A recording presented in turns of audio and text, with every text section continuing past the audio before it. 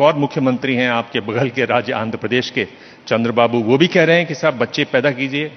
वो बोल रहे हैं कि नहीं तो हमारी जो पॉपुलेशन है वो एजिंग हो रही है, उम्र बढ़ रही है, बूढ़े लोग ज़्यादा हो जाएंगे, यंग लोग कम हैं। और उसकी जो बात है वो इससे जुड़ती है कि आबादी का जो रिप्लेसमेंट लेवल है वो 2.1 है, 2.1 है। लेकिन हम देख रहे हैं कि दक्षिण भारत में तेलंगाना में 1.8 है, उत्तर प्रदेश की बात करें तो वहाँ 2 से ऊपर है, बिहार में 3 है। तो क्या ये एक बड़ी समस्या है कि लोग बूढ़े हो रहे हैं और रिप्लेसमेंट नहीं हो पाएगा? सही, ये देश का मुद्दा है। तो मैं जब आजाद मिला था तब life span was average is 32 years. No one knows that. जिस दिन हमको 1947 में आजाद मिला था उस दिन life span of Indian any other person average was 32 years.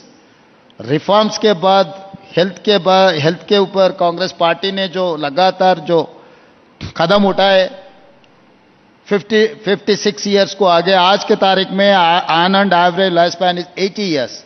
तो धीरे धीरे लाइफ स्पैन बढ़ते जा रहे हैं। आने वाले 15-20 ईयर्स में it will reach up to 100 years. तो जो यंगर जनरेशन कम होते गए तो we will become another Japan. Japan में रोबो क्यों वो लोग इन्वेंट किए? नेसेसरी। तो इस देश में यूथ का बहुत जरूरी। आज तो near about 50% is the younger generation, मगर गोइंग फॉरवर्ड ये यंगर जनरेशन पूरा after 20 years they'll become 60, 70, 80 years.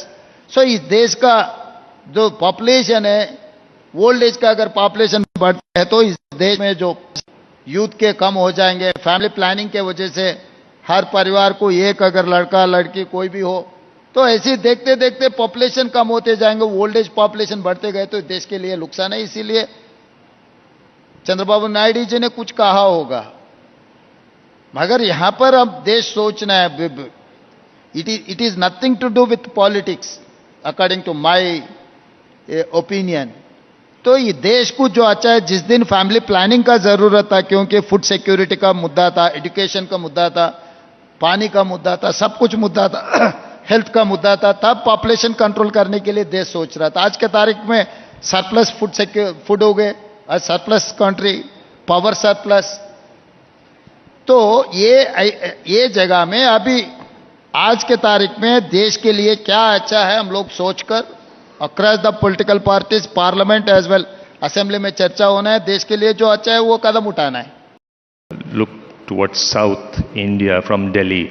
We find 2 chief ministers, Stalin Saab and Chandrababu Naidu Saab, asking people to have more children. And it's connected to the aging population. It's also connected to delimitation. What is the view of BRS on this? Well, I'll tell you one thing. See, population degrowth in the South is a reality. Because family planning was a bigger success in South than in the North of India. But the question that one needs to ask, before saying that have more kids and, our population is going, etc., going down, etc., Telangana's fertility rate is subject to correction is around 1.7. So the question that one needs to ask is, why are people not having more kids? That's the question that chief ministers, governments need to think of. What has happened, Dibang, is, I think in our country, because our infrastructure, our educational facilities, our Medicare facilities today have become so expensive that middle class doesn't want to have more kids. That is what is deterring from people from having more kids. For working women, the environment is not conducive to have more children because there are not enough support systems in place which encourage working women to have more children. So there are no creches at workplaces, there are no nursery facilities, etc., etc. So before we say that, please have more kids, population come ho raha, etc., etc., I think we need to answer some basic questions. You're not able to take up the existing population. Infrastructure is crumbling in Bangalore, Chennai, Hyderabad. Every urban metropolis, traffic is a nightmare. And now you want more children, more cars, more. What I'm saying is very simple. Governments, before they start making all these statements, need to introspect why people are actually not wanting to have more children. So therefore, and also I feel, I think it's a personal choice. Having a child or no is a personal choice, and I think that choice rests mostly with women, who actually has a uterus. So therefore, my point is, I think we need to ensure For the existing population, provide the best possible facilities. Delimitation is a separate issue. You can't solve it by having children right now. So therefore, what I would say is, let us fight together in Parliament as South, that our voice and our representation does not go down because of our success in family planning.